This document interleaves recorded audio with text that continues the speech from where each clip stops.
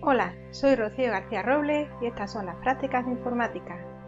En este vídeo vamos a aprender cómo crear estructuras definidas por el usuario, en este caso el programador. Hasta el momento, cuando queríamos crear una función en lenguaje C, habíamos usado variables de tipos que venían declarados por defecto en el lenguaje, en el propio lenguaje. Por ejemplo, si queríamos crear una variable de tipo entero, poníamos la palabra int, un espacio y el nombre de la variable. Si queríamos crear una variable de tipo real, poníamos la palabra float o la palabra double, un espacio y el nombre de la variable. Bien, imaginemos que tenemos un escenario del mundo real un poco más complejo.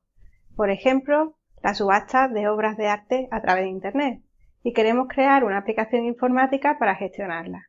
En este caso, es previsible que tendremos que crear muchas variables diferentes. Pues bien, nos será muy útil agrupar aquellas que están relacionadas bajo un mismo tipo de datos. Esto se hace mediante las estructuras y es lo que vamos a aprender a hacer en este vídeo y en los siguientes. Comencemos.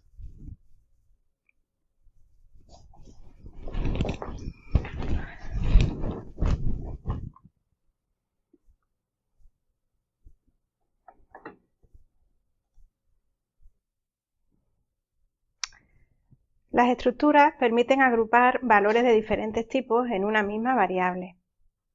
Una estructura se divide en campos. Cada campo de la estructura se identifica por un nombre.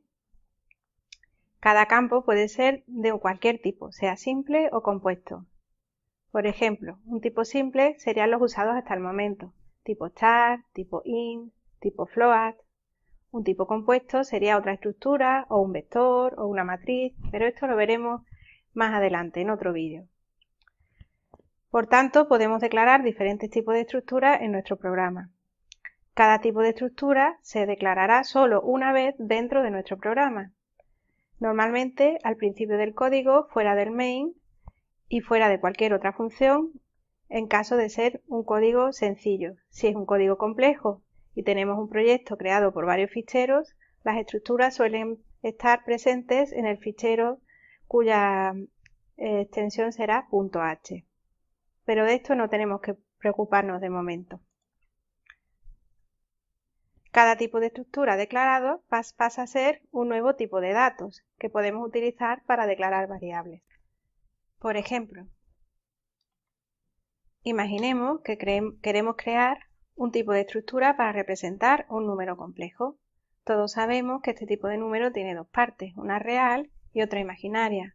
Por tanto, deberemos tener dos campos de tipo real, que podemos declarar como tipo float o como tipo double.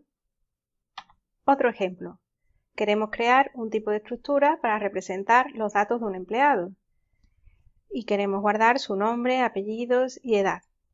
En este caso deberemos tener tres campos, dos de ellos de tipo cadena de caracteres, declarados como char, espacio, nombre y entre corchetes el número de caracteres que queremos que tenga como máximo, y lo mismo para los apellidos. Y por último un tercer campo que sería de tipo entero y que contendría la edad.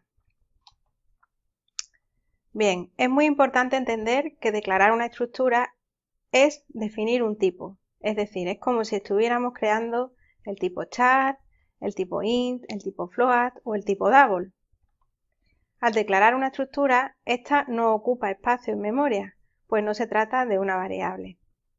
Metafóricamente podríamos pensar que al declarar una estructura estamos creando un molde para representar la información de un escenario real. En nuestros ejemplos los escenarios son los números complejos y los empleados. Es decir, estamos creando de momento un molde. Una vez declarado un nuevo tipo de estructura, habrá que declarar variables de ese nuevo tipo de estructura.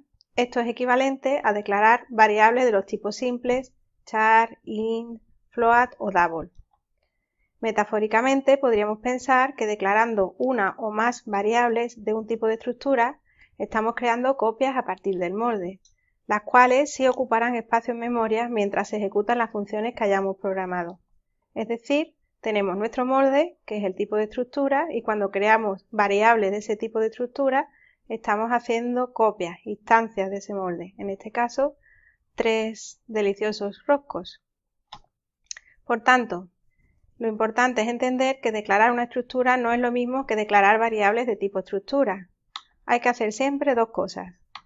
En primer lugar, declarar el tipo de estructura una sola vez, como ya dijimos al principio de nuestro código, antes del main y fuera de cualquier función. De esta manera habremos creado nuestro molde. Y en segundo lugar, tendremos que declarar tantas variables de este tipo como queramos. Por ejemplo, en este caso tendríamos 3 instancias o copias de ese molde. Con esto hemos terminado la lección de hoy. Nos vemos en el siguiente vídeo.